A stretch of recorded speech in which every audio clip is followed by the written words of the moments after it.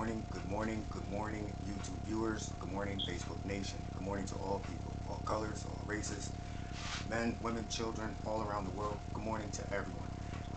We're doing this in the afternoon, but like I said, I'm always going to greet people and say good morning because it's the most positive thing that you can wish upon a person, especially the first thing in the morning. So before we start, click like, subscribe, share. A lot of topics on the playlist talking about different things that we go through in life, and the things that we go through is just a different way of looking at situations. Maybe you can get something from this. So, check out the playlist.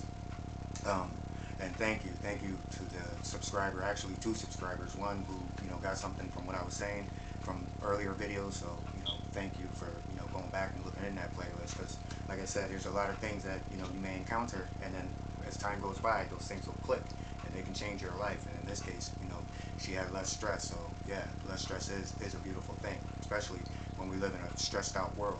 So and also to a viewer who last week lost someone that was close to him. The funeral was today, so condolences to you and your family and the family of the person. So with that, we send our condolences.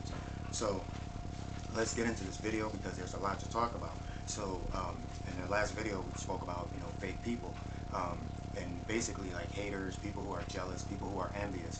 But today we're going to share something with you and for you, the viewer. But today is dedicated to the haters, the people who are jealous, and the people who are envious, because they should have their day. So today this video is about them because I'm going to share something with them that they don't. They're already aware of it, but now that you know it, it makes a big difference. So today's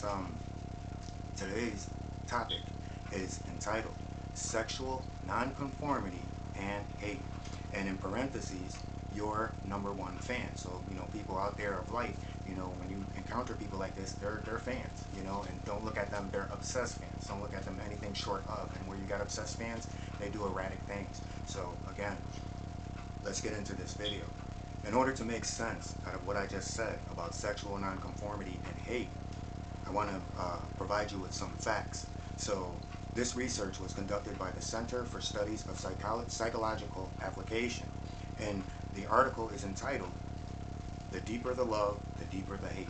So what these students did was they gathered a group, and it was made up of 59 men and women, young adults. And the results from this showed that people who shared similar values and interests with the target person were additionally stronger feelings of love were associated with a greater hate after the relationship was broken, suggesting a link between romantic love and hate. Now you're going to say, well, what does this have to do with somebody that you're not in a relationship with? And that's going to be explained in the end, and it's going to blow your mind, but also it's going to expose these people for what's really behind the motive for their behaviors. So the purpose for sharing this is that simple. We have haters, jealous people, envious, and plain out assholes in our lives. We all do. They're always going to be around us because the world is full of it. So today let's answer why people or persons might feel this way towards you, and a solution as to how to respond, stand, and empower yourself when dealing with situations in your life that you don't have any understanding of. But today you will have an understanding. So the very first thing you should understand in regards as to why a person or people would target you, specifically you, the simple answer is that it's not you, and it never has been you. It's they themselves who are embattled with themselves. You just happen to be within the vicinity that they can direct it at, and that's going to be explained also. So the simple answer is that it's not you, and you should never take it upon yourself to feel that something that you may have done or may have said may be the cause of this. Remember, it has nothing to do with you. If it was another person within that vicinity, they target that person. They're fighting themselves, and they hate themselves, so they have to constantly seek out to lash out, because it stops them from seeing who they truly are, which is ugly. So secondly, we have to realize that whether a preacher, a teacher, a mayor, a doctor, a warehouse worker, or a fitness trainer, whether it be man or woman, it could even be children, because we all know that we have spoiled kids out here, or we have adults that act like children. So all humans, we have to realize, have a dysfunction. Every last human on the face of this earth has a dysfunction. but it's to what degree and to what level is where you come in, because you have to understand these levels in order for you to make rational decisions, whether, the signs that you may see from a person warrant you to, become a friend, or to become an associate, or if you see the signs that make you say, hey, well, no, hi and goodbye. So we're going to discuss this also. So haters, jealous, and envious people are far more dysfunctional due to this fact of what all of these individuals share in common. And there's three things. It's control, obsession, and sexual nonconformity. So the definition of sexual nonconformity, now we're going to get into why these people, they look at you in a sexual way, even though it's hate. Inside, it's a sexual thing going on. And, I would have never understood it until I started to research it. So now the research I have, I'm sharing it with you. And you can look into this as well to find out that these people are really, really twisted. So sexual nonconformity means it is a behavior, preference, and roles that do not conform to gender norms. All right. So now, what that means in plain English is that if a man is hating on another man, there's a sexual tension there. If a woman is hating on another woman, there's a sexual underlying tension underneath it. And you would say, well, this person might be married and this person is straight. You can be whatever you want to be. But the fact remains is that there is a sexual tension, an attraction to you, because they see themselves in you, and inside they hate themselves, but they love who you are because this is what they want to be, or they see something in you that you have, which is your light, which they don't have. So again, they're obsessed with you. They go to sleep thinking about you, nonstop, and it's crazy. And we're going to get to the reason why. So let's get to number 3. And this is, as I mentioned prior, sexual nonconformity and hate is what motivates a person or persons to target another or others for the sole purpose of causing drama or problems in the individual's life. And all you're doing is seeing the hatred that they have for themselves. So, I always advise people, try to stay away from, people. But I'm going to tell you, if you're around these people, the things that you need to do that can save you. So, let me give you an example of how this works. Now we're going to take a girl who hates ballerinas. She hates ballerinas, and she hates anyone who does ballet. She hates the girl, another girl that's in her school who's a ballerina, and she just hates her. She gets all her friends and they hate on this girl. But yet, the same girl in her bedroom has figurines of little ballerinas and dolls of little ballerinas and ballerinas painted all inside. So now you see how it works, where you can have, you're outwardly in front of the world, you're hating this person, but inside of your room is who you really want to be, and you're just upset because that's just not what you became. So all you can do is become a fan, the angry fan. So now let's take a young boy who was picked on as a kid. He grows up, he lands a job where he can hire and fire at will, where he can talk to, his employees any kind of way that he wants to talk to them, because he knows that they're relying upon him. So he uses this to intimidate all those who work underneath him. And we see this all too often, where people get into roles of power and, they're angry from childhood issues. So everything boils back when you're dealing with haters, no matter what the age. You're dealing with something that happened to that person when that person was a kid and they never got away from it. So what they did is they gather more people that have that same type of hatred. That's how you see all these different groups around the world that form. And it's behind this that there has to be an identifying factor. The world did me wrong, so therefore, everyone else has to pay, which is idiotic. It's selfish. But we live in a selfish and idiotic world. Okay?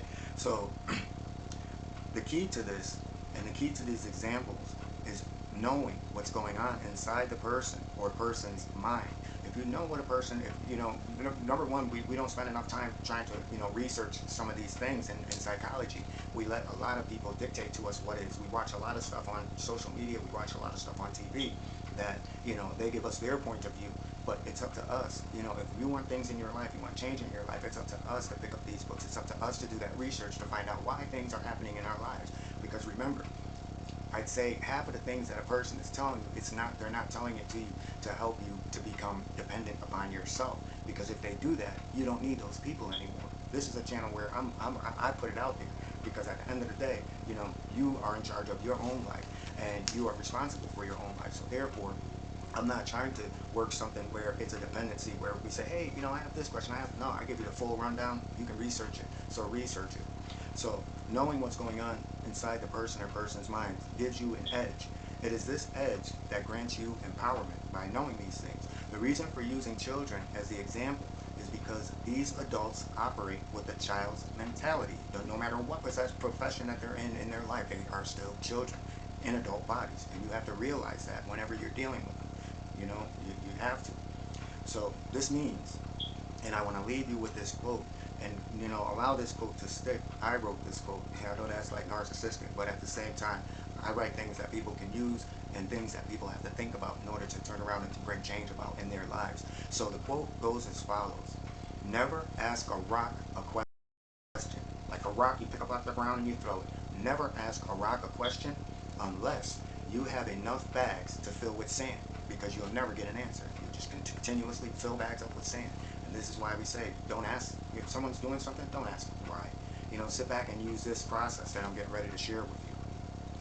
So we need to understand this, that it's, number one, it's not you. These individuals will find anyone other than themselves to see themselves, their failures, realizing the greatest lie is their very existence. And they know this. And this is people who from all different types of groups, and as well as, the individual haters that we have running around, as well as, people who promote hate. We have to empower ourselves against this. So this is how we empower ourselves in this way. We always, first and foremost, know your worth and know your value, because that will always be the first thing to be attacked, to make you question yourself. Never question yourself. Always trust your gut. I didn't even have to look at that. I knew that that was there. But yes, never question it. Always trust your gut. People give you this. Your gut tells you what's really going on. So you have to go with it and stop, listening to outside, because again, haters, jealous people, and envious people, they have, people too that help them do what they do. So trust your gut. And that's number one from these 3 A's. So there's 3 A's that we're going to talk about.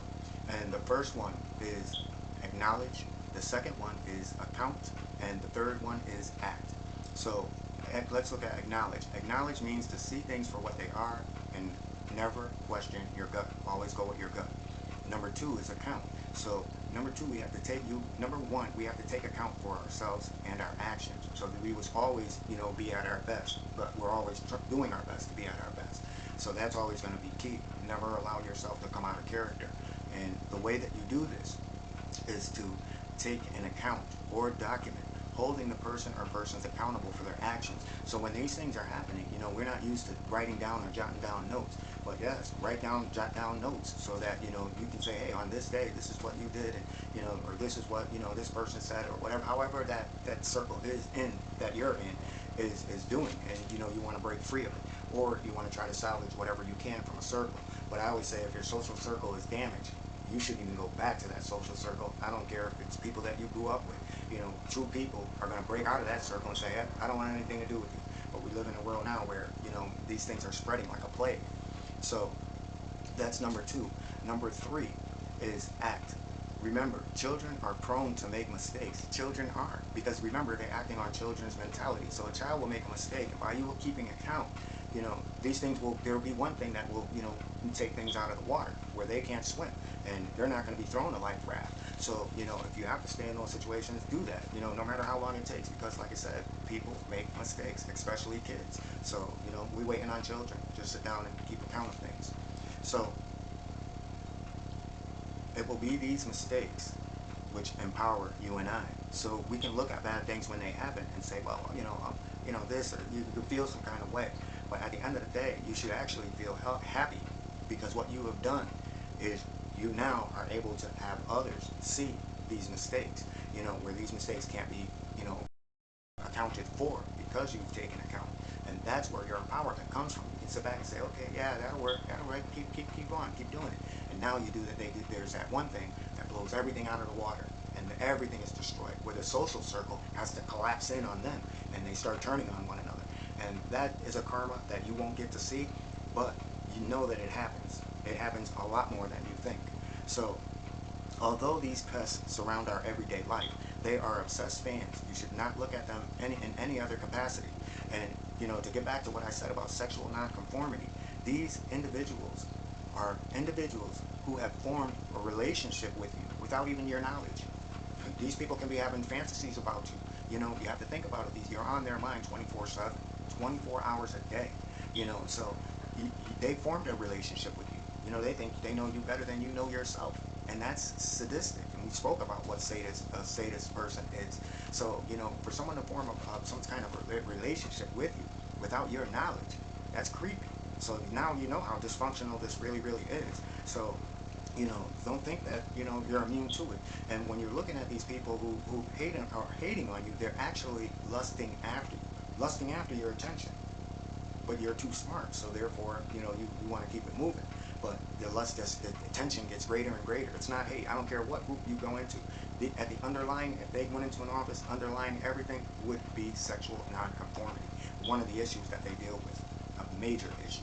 So you are all that they think of because you are what they lack and could ever be. So know that, you know, when we're dealing with people who are like this, you know, just know you have to stand and, you know, stand and smile, because at the end of the day, you're living your life. You live your best life, you know, so you continue to do that. You know, bad people are going to be everywhere, but it doesn't mean that we have to be, because we live in a world full of them. So, you know, that's all I wanted to leave you with today, because, you know, we had to see what the other side of, you know, why these people do what they do. We had to understand what they do. And what you just heard today is the creepy side of it. The fact that they have formed these sexual bonds with you. And, you know, it's sadistic. It's just hard to understand, but at the same time, it's there, and now you know it's there. And now when you deal with these people, you can smile because you know exactly what's going on inside their heads. So with that, everyone, have a beautiful day. Have an awesome day. Stand, because nobody is going to stand for you. So let's all stand together. And with that, everyone, have the most beautiful day. Peace and blessings.